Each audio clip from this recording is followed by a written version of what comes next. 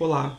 Hoje nós estamos aqui para corrigir o estudo dirigido da turma 801 do Colégio Senhora Aparecida. A aula é a aula 1, a Revolução Inglesa e a República de Cromwell. Vamos lá então? Bem, chegamos. Número 1.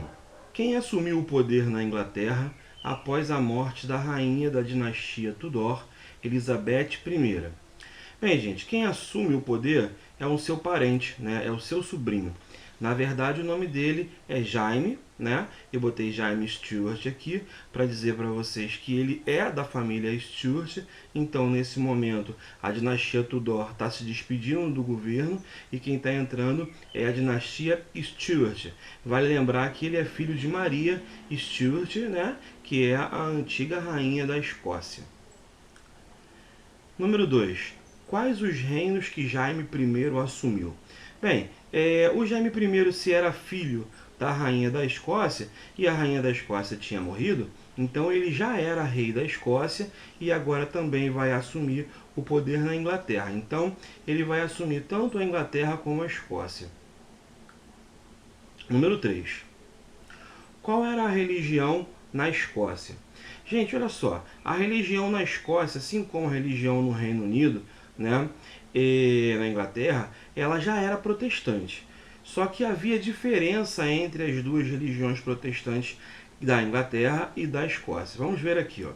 A Escócia era um país onde o credo predominante era o presbiterianismo, uma variante do calvinismo tradicional que não aceitavam as ideias anglicanas. Então percebe aqui que você vai ter uma desavença, né, entre os presbiterianos, que são os escoceses, e os anglicanos, que são os ingleses, né? Então você vai ver aqui que você vai ter problemas aqui na religião nesse novo reinado do Jaime I, né? Número 4. O que aconteceu quando Jaime I tentou implementar o anglicanismo na Escócia? Bem, se os escoceses eram presbiterianos e se os ingleses eram anglicanos, o Jaime ele preferiu, né, colocar a Escócia como anglicana, né? Porém, os escoceses eles não aceitavam essa troca de religiosidade, né? Essa troca de religião na Escócia, pelo fato de eles já serem presbiterianos há bastante tempo. Então eu botei como resposta aqui, ó. Quando Jaime I tentou implementar o anglicanismo na Escócia, houve uma resistência da população. A população não aceitou essa nova religião, essa troca de religião. Número 5. O que aconteceu quando Jaime I se aproximou da alta nobreza? Essa alta nobreza aqui é a alta nobreza da Inglaterra, né? Eu coloquei como resposta: ele aproximou-se da alta nobreza e isso gerou uma insatisfação na burguesia e nos membros do parlamento.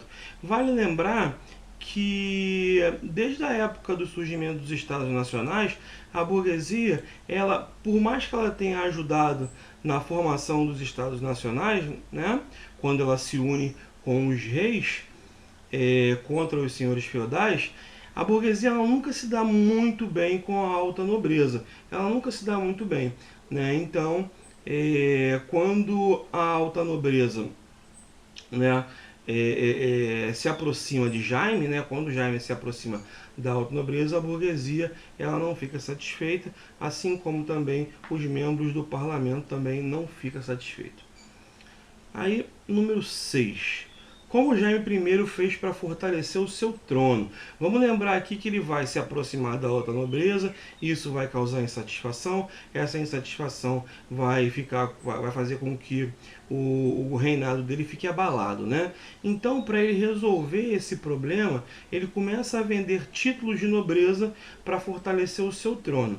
Bem, gente, vale lembrar que quem tem dinheiro para comprar um título de nobreza é justamente aqui, ó, a burguesia. A burguesia tem esse poder financeiro para comprar esse título de nobreza.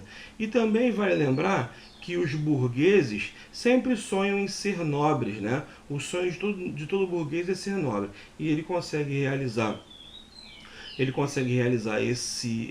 essa vontade, né, esse sonho, através da compra desses títulos de nobreza que vão ser oportunizados aí pelo Jaime I. Número 7. Por que os puritanos desconfiavam do monarca Carlos I? Percebam aí que nós trocamos de rei agora, né? Estamos falando do Carlos I.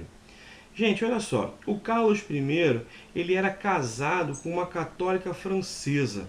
E aí você pense, né? Se por acaso o rei morrer, quem vai assumir, quem vai assumir o poder é a rainha, e a rainha é francesa. E isso poderia fazer com que o poder na Inglaterra fosse passado para as mãos dos franceses. Então, os puritanos não aceitavam aí esse casamento do Carlos com a católica francesa. Número 8. Qual o perigo que era representado por Carlos I em relação aos anglicanos e puritanos, né? Então isso aqui é uma complementação da número 7. Aí eu botei como resposta: os puritanos desconfiavam do monarca, que era casado com uma católica francesa, o que poderia gerar a volta do catolicismo na Inglaterra e ainda a invasão francesa, visto que a rainha da Inglaterra era de nacionalidade francesa. Gente, olha só, já que ela era francesa, né, a monarca, né, no caso a esposa de Carlos I era francesa, então havia também essa possibilidade da volta do catolicismo na Inglaterra. E isso não era aceito aí pelos puritanos, que são protestantes. Vamos lá então para a próxima. Número 9. Defendia o direito divino do trono. Ele continuou o projeto de transformar a Escócia num país anglicano e aumentou os impostos, que geraram insatisfação na Inglaterra. Estamos falando de qual governante inglês? É justamente esse governante de cima aqui, ó. É o Carlos I, a letra C. Então foi ele que continua, né, o projeto de transformar a Escócia em anglicana, e esse projeto era do seu pai, o Jaime I. Vamos lá, número 10. Qual a principal vitória do Parlamento Longo? Aí eu botei uma resposta bem direta aqui, né? Que o Parlamento Longo conseguiu diminuir os poderes tirânicos do rei, né? O Parlamento Longo conseguiu diminuir os poderes tirânicos do rei. Vamos para a próxima questão, número 11. O Parlamento Longo diminuiu os poderes tirânicos do rei. O rei não aceita e manda prender os membros do parlamento. Os membros do parlamento se revoltam e dão início à guerra, conhecida como... Tá aqui, ó, conhecido como Revolução Puritana. Vai ser a guerra que vai acontecer através aí da prisão dos membros do parlamento. Vamos para a próxima questão. O que foi o retorno nas Ilhas Britânicas do regime monárquico com a coroação de Carlos II em 1660? Né?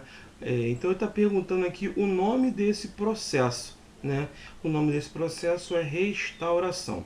Eu falei com vocês, né, que restaurar é voltar a uma situação que anteriormente acontecia, né, ou do jeito que ela era. Um exemplo disso é quando você pega um quadro, né, pega um quadro e vai restaurar esse quadro, ou seja, você vai querer que esse quadro volte a uma condição de que ele é como ele era quando ele foi pintado.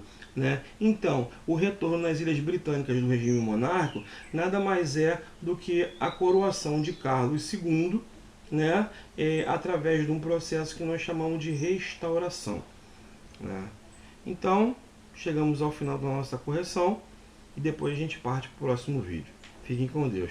Sempre lembrando, né, que é interessante que os senhores e senhoras façam primeiro o exercício para depois vir aqui na correção, porque só copiar a correção não vai ajudar no crescimento educacional dos senhores e das senhoras.